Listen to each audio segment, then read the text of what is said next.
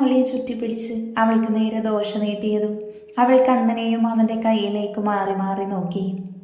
എന്താടി മിഴിച്ചു നോക്കി നിൽക്കുന്നത്? കണ്ണേട്ടൻ എന്നെ വിട്ടേ, ഞാൻ പോട്ടെ. നീ ഇത് കഴിക്കാതെ ഞാൻ നിന്റെ മേലുള്ള പിടിവിടില്ല. കണ്ണേട്ടാ, എനിക്ക് വേണ്ടിത്. കണ്ണേട്ടൻ കഴിച്ചോ, എനിക്കുള്ളത് ഞാൻ കഴിച്ചോണ്ട്. നീ വാ തുറക്കുന്നുവോ അതോ ഞാൻ ബലം പ്രയോഗിച്ച് നിന്നെ കൊണ്ട് കഴിപ്പിക്കണോ? അവൻ്റെ ദേഷ്യത്തോടെയുള്ള സംസാരം കേട്ടതും ശിഖാവൾ പോലും അറിയാതെ തന്നെ വാ തുറന്നു പോയി. എന്നെ പേടിയുണ്ടപ്പോ? ചെകുത്താന്മാർ പിന്നെ ആർക്ക പേടിയില്ലാത്തിരിക്കുക. നീ ഇത് കഴിക്ക്. എനിക്ക് വേണ്ട, എന്നെ വിട്ടേ. ഇല്ലെങ്കിൽ എന്നാ വിടിയിപ്പിക്കാൻ എനിക്കറിയാം. ഇതും പറഞ്ഞവൾ അവൻ്റെ കവിളിൽ കടിച്ചതും അവളെ അവൻ വിട്ടു. ഈ സമയം അവൾ പുറത്തേക്ക് ഓടിയിരുന്നു. കണ്ണൻ അവൾ പോയതും അവൻ്റെ കവിളിൽ തൊട്ട് കള്ളച്ചിരിയോടെ ബെഡിലേക്ക് കിടന്നു. പറയണം അവളോട് എൻ്റെ പ്രണയം, പക്ഷേ അതിനു മുൻപ് എൻ്റെ ശത്രുക്കളെ ഈ ഭൂമിയിൽ നിന്ന് ഇല്ലാതാക്കണം. അല്ലെങ്കിൽ അവരെൻ്റെ പെണ്ണിന് നേരെ തിരിയും. പിന്നെ അവൻ എന്തൊക്കെയോ ആലോചിച്ച് ഫോണെടുത്ത് മിഥുന് കോളാക്കി. ഈ സമയം മിഥുൻ മഞ്ജുവിൻ്റെ കൂർക്കം വല കൊണ്ടുള്ള ഉറക്കം കണ്ട് ദേഷ്യത്തിൽ തിരിഞ്ഞു കിടന്നു. അപ്പോൾ തന്നെ കണ്ണൻ്റെ കോൾ അവൻ്റെ ഫോണിലേക്ക് വന്നു. ഹലോടാ കണ്ണ, നീ ഓഫീസിലെ കാര്യങ്ങൾ 2 ദിവസം നോക്കണം. ഡാ, ഞാനിപ്പോൾ ഹോസ്പിറ്റലാണ്. ഹോസ്പിറ്റൽ നിനക്കെന്താ പരിപാടി? പരിപാടിയൊന്നുമില്ല മോനെ, ഞാനിവിടെ അഡ്മിറ്റായി കിടക്കുക. നീ വളച്ചു കെട്ടില്ലാതെ കാര്യം പറയടാ. പിന്നെ മിഥുനെല്ലാം അവനോട് പറഞ്ഞു. അപ്പോൾ അവളിൽ നിന്ന് കിട്ടിയതാണ്. കുഴപ്പമില്ല, നിനക്കത് ആവശ്യമായിരുന്നു. പിന്നെ ലീവ് 2 ദിവസം എടുത്തുവന്നാ അല്ലേ? അല്ല, ഇന്ന് തന്നെ ഡിസ്ചാർജായി ഓഫീസിൽ പോടാ. നീ പോടാ ദുഷ്ടേ. ഞാൻ കുറച്ച് ദുഷ്ടൻ തന്നെയാ. അല്ല, മഞ്ജു കൂടെയുണ്ടോ? അവൾ കൂർക്കമലിച്ച് കിടന്നുറങ്ങുന്നുണ്ട്. നിനക്ക് പറ്റിയ പെണ്ണ് തന്നെ. ഇവൾ ഏത് സമയത്താവോ എനിക്ക് പ്രേമിക്കാൻ തോന്നിയത്. അത് ശരി, ഇപ്പം എന്നെ വേണ്ടാന്ന് തോന്നുന്നുണ്ടോ മനുഷ്യ നിങ്ങൾക്ക്? നീ ഉറക്കമുണർന്നോ? മിണ്ടി പോവരുത്. അല്ല, ആരാ ഫോണിൽ? കണ്ണേട്ടനാണോ? അതെ, ഇങ്ങത്താ ഫോണ്. ഹലോ കണ്ണേട്ടാ. ആ പറ മഞ്ജു. കുറച്ച് കഴിഞ്ഞ് മിഥുനേട്ടൻ വിളിക്കും. ഇപ്പം ആൾക്ക് ചെറിയ ഡോസ് കൊടുക്കാനുണ്ട്, അതുകൊണ്ട് വെക്കണേ. അതിനെന്താ മോളി, നല്ല ഡോസ് കൊടുത്തോ. Okay, done. മഞ്ജു ഫോൺ വെച്ചത് മിഥുൻ്റെ ഷർട്ടിൽ കയറി പിടിച്ചു. നിങ്ങൾക്ക് ഞാനിപ്പോൾ ശല്യമായി തോന്നുന്നുണ്ടോ മനുഷ്യ? മഞ്ജു ഷർട്ടിൽ നിന്ന് കൈവിട്. ഞാൻ വിട്ടു, ഇനി പറ. ഡി ദുഷ്ട, നിന്നോട് ഷർട്ടിൽ നിന്ന് വിടാൻ പറഞ്ഞപ്പോൾ കഴുത്തിലാണോ പിടിക്കുന്നത്? നിന്റെ കൈ മാറ്റി, ശ്വാസം കിട്ടുന്നില്ല. ഞാൻ ചോദിച്ചതിന് മറുപടി പറകാല. ഡി വിടടി, അല്ലെങ്കിൽ നമ്മൾക്ക് ജനിക്കാനിരിക്കുന്ന മക്കൾക്ക് അച്ഛനുണ്ടാവില്ല. അവർക്ക് അച്ഛനെ ഞാൻ വേറെ കൊടുത്തോണ്ട്. എൻ്റെ മഞ്ജുക്കുട്ടി വിട്, ഏട്ടൻ വെറുതെ പറഞ്ഞതല്ലേ അവനോട്. ആണോ? അതെ പെണ്ണേ. ഞാൻ വെറുതെ സംശയിച്ചു. എനിക്കറിയാം എൻ്റെ പെണ്ണ് പാവാണ്. അത് താൻ മാത്രം പറഞ്ഞാൽ മതി. ഞാനേ ഭീകരിയാണ്, കൊടും ഭീകരി. മനസ്സിലായോ? നമ്മുടെ കല്യാണം കഴിഞ്ഞാൽ മനസ്സിലാക്കി തരാം ഏട്ടന്. എൻ്റെ ഈശ്വര, വെടിമരുന്നിനെയാണോ ഞാൻ തലയിൽ വെച്ചത്? ഇവളെൻ്റെ പുക കണ്ടേ അടങ്ങും. എന്താ ഇതിനേട്ട ആലോചിക്കുന്നത്?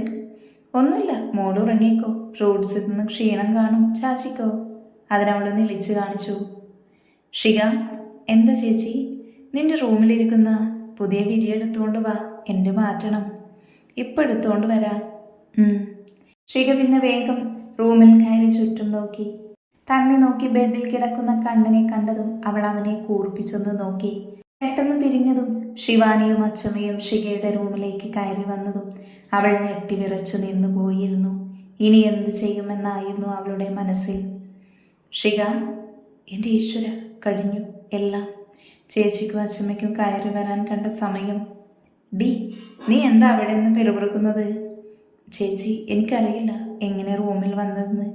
അതിന് വിരി അമ്മയല്ലേ നിന്റെ റൂമിൽ കൊണ്ടുവച്ചത്? അപ്പോൾ ഇവർ കണ്ണേട്ടനെ കണ്ടില്ലേ? അവൾ വേഗം കട്ടിലേക്ക് നോക്കി, പിന്നെ ചുറ്റും. കണ്ണേട്ടൻ എവിടെ പോയി? ഷിക, നീ എന്താ ആലോചിച്ച് നിൽക്കുക? കണ്ണേട്ടൻ? കണ്ണേട്ടനോ? അല്ല, കണ്ണൻ്റെ വിഗ്രഹം ഇവിടെ എവിടെയോ ഉണ്ടായിരുന്നത്. അതിപ്പോൾ കാണാനില്ലെന്ന് പറയുമായിരുന്നു. വിഗ്രഹം നിന്റെ റൂമിൽ എന്തിനാ വെച്ചത്? പൂജാമുറികൾ കൊണ്ട് വെക്കായിരുന്നില്ലേ? വെക്കണം, എന്നാലും ആ കള്ളക്കണ്ണൻ എവിടെ പോയി? ഡി ഷിക, സ്വപ്നം കണ്ടു നിൽക്കാതെ വിരി ഇങ്ങോട്ട് താ. ഇതാ ചേച്ചി വിരി. അച്ചമ്മ അവളെ പുച്ഛത്തോടെ നോക്കി പുറത്തേക്ക് ഇറങ്ങിയതും ശിവാനിയും ഇറങ്ങി. അപ്പോൾ തന്നെ ഷിക വാതിലടച്ച് കണ്ണനെ തിരിഞ്ഞു നോക്കി. ഞാനിവിടെ ഉണ്ട്. കട്ടിലിൻ്റെ അടിയിൽ എങ്ങനെ കയറി? അവർ വരുന്നത് ജനലിൽ കൂടെ കണ്ടിരുന്നു. അതുകൊണ്ട് വേഗം ഒളിക്കാൻ അടിയിൽ കയറി. എന്തായാലും ഇപ്പൊ കാണാൻ നല്ല ഭംഗിയുണ്ട്. നീ എന്താ ആക്കി ചിരിക്കുന്നത്? ഒന്ന് കണ്ണാടിയിൽ പോയി നോക്ക്, അപ്പൊ കാണാം. ഈ മാറാല മുഖത്ത് തലയിലും ആയതിനാണോ ചിരിക്കുന്നത്? ആണെങ്കിൽ എന്നാ ഇങ്ങോട്ട് പോടി. കണ്ണൻ അവളെ പിടിച്ചു വലിച്ചതും അവൾ അവൻ്റെ കയ്യിൽ കയറി കൊതറി. കണ്ണേട്ടാ, എന്നെ വിട്, ഇപ്പൊ വിടാം. എതും പറഞ്ഞ് അവൻ അവൻ്റെ മുഖത്തെ മാറാൽ അവളുടെ മുഖത്തേക്കാക്കി. ഇനി മോള് പോയി കണ്ണാടി നോക്കി ചിരിച്ചു. ഇതും പറഞ്ഞവൻ വാഷ്റൂമിലേക്ക് പോയതും അവൾ ദേഷ്യത്തിൽ പുറത്തേക്ക് നടന്നു. മഞ്ജു, എന്താ മിഥുനേട്ടാ? പോയി ഡോക്ടറോട് ചോദിക്ക് ഇന്ന് തന്നെ ഡിസ്ചാർജ് ആവാൻ പറ്റുമെന്ന്. അതൊക്കെ പറ്റും. പിന്നെന്തിനാ ഇവിടെ കിടക്കുന്നത്? വീട്ടിലേക്ക് പോയാൽ പോരെ? അങ്ങനെ പോയാൽ ഫ്രൂട്ട്സ് കൊണ്ടുവരുന്നത് നിൽക്കും. നീ ഇതെന്ത് തേങ്ങയാ പറയുന്നത്? അത് പിന്നെ മിഥുനേട്ടാ, ഏട്ടന് ഇവിടെ കിടക്കാമെന്ന് അറിഞ്ഞു വന്ന് 2 ആളുകൾ ഫ്രൂട്ട്സ് കൊണ്ട് വന്നില്ലേ? വന്നു. അത് നീ വെട്ടി വിഴുങ്ങുകയും ചെയ്തില്ലേ? അതൊക്കെ കഴിഞ്ഞു. ഇപ്പോൾ തൊലി മാത്രം ബാക്കിയുണ്ട്. അതുകൊണ്ടാണ് ഇന്നും കൂടെ ഇവിടെ മിഥുനേട്ടൻ കിടത്തിപ്പിക്കാന്ന് വെച്ചത്. അങ്ങനെയായ അറിഞ്ഞു വരുന്നവർ കഴിക്കാൻ കൊണ്ടുവരുമല്ലോ. ഇനി വീട്ടിലേക്ക് പോയാൽ ആരും കൊണ്ടുവരില്ല. ഇന്നലേക്ക് പോയാൽ ഇവൾ എന്നെ ഇവിടെ തന്നെ കിടപ്പിക്കും. സംശയമില്ലാതില്ല. എൻ്റെ ഒരു വിധി. മിഥുനേട്ടാ, എന്താ ആലോചിക്കുന്നേ? പോയി ഡിസ്ചാർജ് എഴുതി വാ മഞ്ജു. അത് വേണോ? ഒന്നുകൂടെ ആലോചിച്ച്. നീ എൻ്റെ ശവം കണ്ടി അടങ്ങൂ. പോ, ഞാൻ മിണ്ടില്ല. എൻ്റെ മഞ്ജു, പോകുമ്പോൾ നിനക്ക് ഇഷ്ടമുള്ളതെല്ലാം ഞാൻ വാങ്ങിത്തരാം.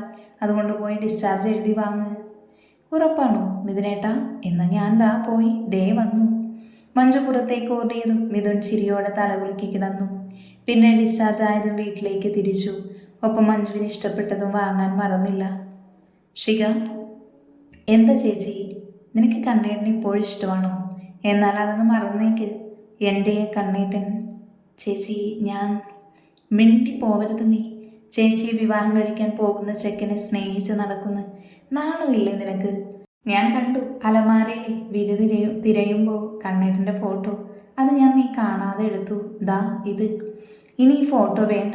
നിന്റെ കയ്യിലിരുന്നതായതുകൊണ്ട് അതുകൊണ്ട് ഇത് ഞാൻ കത്തിക്കുകയാ. ഇതും പറഞ്ഞ് ശിവാനി ഫോട്ടോയിൽ തീയാക്കിയതും അവളുടെ മുഖത്ത് അടി വീണു.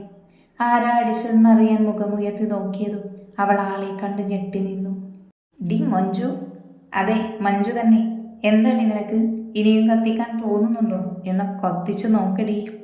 നീ എന്താ എന്നെ വെല്ലുവിളിക്കാണോ? അതേന്ന് കൂട്ടിക്കോ. എന്ന് ഞാൻ ചെയ്യാൻ പോകുന്നത് കണ്ടോ? ഇത് പറഞ്ഞ് ശിവാനി വീണ്ടും കത്തിക്കാൻ നോക്കിയത് മഞ്ജു അവളെ പിടിച്ചു വീണ്ടും മുഖത്ത് നല്ലതുപോലെ കൊടുത്തു. എന്താ, പല്ല് വേദനിച്ചോ? അല്ല, അവിടെ പിടിച്ചു നിൽക്കുന്നതുകൊണ്ട് ചോദിച്ചതാ. എൻ്റെ വീട്ടിൽ കയറി വന്ന് എന്നെ തല്ലുന്നോ? നിന്റെ വീടോ? ഇതൊക്കെ എപ്പോ? ഇതെൻ്റെ വീട് തന്നെയാ. നിനക്കെന്താ സംശയമുണ്ടോ? എന്ന വീടിൻ്റെ പേരിൽ ലോൺ എടുത്ത് ചേച്ചി അടച്ചു വേഗം തീർത്തോ? ചേച്ചിയുടെ വീടല്ലേ, അത് ഇവിടെ തീർത്തോളൂ. അതെന്താ, നിനക്ക് പറ്റില്ലേ? നീ ഇവിടെ ചേച്ചിയല്ലേ. നീ കൂടുതൽ എന്നെ പഠിപ്പിക്കാൻ വരണ്ട. വരേണ്ടി വരുന്ന സാഹചര്യമാണെങ്കിൽ ഞാൻ പഠിപ്പിക്കാൻ വരും. നീ ഞാൻ ചോദിച്ചതിന് മറുപടി പറഞ്ഞില്ല. ഇവളെ എൻ്റെ അനിയത്തിയാണെന്ന് പറയുന്നത് വരെ എനിക്ക് നാണക്കേടാണ്. പിന്നെ വീടിൻ്റെ ലോണൊന്നും ഞാൻ അടച്ചു തീർക്കില്ല. ഇവൾക്ക് ഈ വീട് ആവശ്യമുണ്ടെങ്കിൽ ഇവൾ അടച്ചു തീർക്കട്ടെ. പിന്നെ എൻ്റെ ഒറ്റ ക്യാഷ് ഈ വീടിന് വേണ്ടി ഞാൻ ചിലവാക്കില്ല. അതുകൊണ്ട് എരുന്ന് ചോദിക്കാനും വരണ്ട. പറഞ്ഞില്ലെന്ന് വേണ്ട. നീ ആൾ കൊള്ളാലോ. അഹങ്കാരം തലക്ക് പിടിച്ച ജന്തു. ഡീ, നീ പൊടി പൊട്ടിഭൂതമേ. മഞ്ജു, വേണ്ട, നീ വാ. വിടിഷിക, ഇവളോട് കുറച്ച് പറയട്ടെ. നിന്റെ ചേച്ചിയാണെന്നുള്ള സ്ഥാനമൊന്നും ഞാൻ കൊടുക്കില്ല ഈ പിശാചിന്. ഇവൾ അനുഭവിക്കും, അതുറപ്പാ. ചിലക്കാതെ ഇറങ്ങിപ്പോടി. ഡീ, പോടി തന്നെ വിളിക്കാൻ വന്ന നീ എന്ത് ചെയ്യും പറ. ദാ ഇതുപോലെ കിട്ടും. ഇതും പറഞ്ഞ് മഞ്ജു അവളുടെ മുഖത്ത് ഒന്നുകൂടെ കൊടുത്തതും ഷിക അറിയാതെ തന്നെ ചിരിച്ചു. ഡീ, നീ എന്നെ തല്ലുമല്ലേ? തല്ലുടി, ഇനിയും തല്ലും. നീ എന്ത് ചെയ്യുമെന്നെ? മഞ്ജു, നീ വന്നേ. എൻ്റെ ഷിക, നീ ഒന്ന് വിട്ടേ. എനിക്ക് ഇനി കുറച്ച് ശക്തി വന്നത് ഞാൻ നല്ലതുപോലെ പറയട്ടെ. ഇത്രയും മതി. ഷിക, ഇവളെ പറഞ്ഞു വിടാൻ നോക്ക്. നീ പൂടി. പെട്ടെന്ന് ശിവാനി വന്ന് മഞ്ജുവിനെ തള്ളിയതും ഷിക അവളെയും വീഴാതെ പിടിച്ചു. ഷിക, എന്നെ വിട്. ഈ ബാഗൊന്ന് പിടിച്ചേ. എന്തിനാ? പിടിക്കടി. ഷിക പെട്ടെന്ന് ബാഗ് പിടിച്ചതും മഞ്ജു ചീറിപ്പാഞ്ഞു ശിവാനിയുടെ അടുത്ത് ചെന്ന് മുടിയിൽ കുത്തിപ്പിടിച്ച് തിരിച്ചു. ശിവാനിയും പിന്നെ അങ്ങോട്ടും ഇങ്ങോട്ടും വലിയും അടിയുമായി. ഷിക രണ്ടുപേരെയും പിടിച്ചു മാറ്റാൻ നിന്നെങ്കിലും അവൾക്ക് കഴിഞ്ഞില്ല. ഈ സമയം അങ്ങോട്ട് മേമ വന്നതും അവരുടെ അടി കണ്ടു നിന്നു. മേമ, അവരെ ഒന്ന് പിടിച്ചു മാറ്റി. നീ അവിടെ മിണ്ടാതിരിക്ക്. നിന്റെ ചേച്ചിക്ക് കുറച്ച് അടിയുടെ ആവശ്യമുണ്ട്. നീ ഇവിടെ ഇരുന്ന് കാണാൻ നോക്ക്. മഞ്ജു, മതി. മഞ്ജുനാണോ ആ കുട്ടിയുടെ പേര്? അതെ മോളി. മഞ്ജു നന്നായി കൊടുത്തു, എൻ്റെ കൂടെ ചേർത്ത്. ഓക്കെ മേമേ. രണ്ടും കൂടി അടികൂടി നിലത്ത് വീണതും മഞ്ജു ശിവാനിയുടെ മേലെ കയറിയിരുന്നു. മഞ്ജു എഴുന്നേറ്റ് മാറ്, എനിക്ക് ശ്വാസം കിട്ടുന്നില്ല. മഞ്ജു മതി, നീ എഴുന്നേൽക്കടി. ഇത്രയും മതി ഇന്നേക്ക്, ഇനി പിന്നെ തരാം. എൻ്റെ സ്റ്റാമിന ഇന്നത്തെ തീർന്നു. നിന്നെ ഞാൻ വെറുതെ വിടില്ല. നീ ഒന്ന് പോടി. ഷിക, ഞാൻ പോകുന്നു, പിന്നെ വരാം. മഞ്ജു ഇറങ്ങിപ്പോയതും ഷിക ശിവാനിയെ നോക്കി. ചേച്ചി, കൈ പിടിച്ചെഴുന്നേൽക്ക്. എനിക്ക് നിന്റെ സഹായം വേണ്ട. വേണ്ടെങ്കിൽ വേണ്ട. ഇതും പറഞ്ഞ് ഷിക മാറി നിന്നതും ശിവാനി അവളെ ദേഷ്യത്തോടെ നോക്കി എഴുന്നേൽക്കാൻ നോക്കി. പക്ഷേ പറ്റാതെ വന്നതും അവൾ വീണ്ടും വീണ്ടും അതുകൊണ്ട് ശ്രമിച്ചു. ഷിക, മോളെ വാ, നമുക്ക് പോകാം. അവൾ എങ്ങനെയെങ്കിലും എഴുന്നേറ്റ് പോകും. ഷികയെ മേമ കൈപിടിച്ചുകൊണ്ട് പോയതും ശിവാനി ദേഷ്യത്തിൽ കൈ നിലത്തടിച്ചു. ഷിക ഈ സമയം റൂമിലേക്ക് ചെന്നതും കണ്ണൻ അവളെ പിടിച്ചു വലിച്ച് അവളെ കൈക്കുള്ളിലാക്കി മുറുക്കെ കെട്ടിപ്പിടിച്ചു നിന്നു. എന്നാൽ ഷിക അവൻ്റെ കയ്യിൽ കിടന്ന് കുതറിക്കൊണ്ടിരുന്നു. കണ്ണേട്ട, എന്നെ വിട്, വിടാനാ പറഞ്ഞത്. ഷിക ശക്തിയിൽ അവനെ തള്ളാൻ നിൽക്കുമ്പോഴാണ് അവളുടെ ഷോളിൽ നനവ് അവൻ അറിഞ്ഞത്. പെട്ടെന്ന് അവൾ അവൻ്റെ മുഖമുയർത്തിയതും കാണുന്നത് കരഞ്ഞു കലങ്ങിയ കണ്ണുകളാണ്. കണ്ണേട്ട, എന്തു പറ്റി? എന്തിനാ കരയുന്നത്?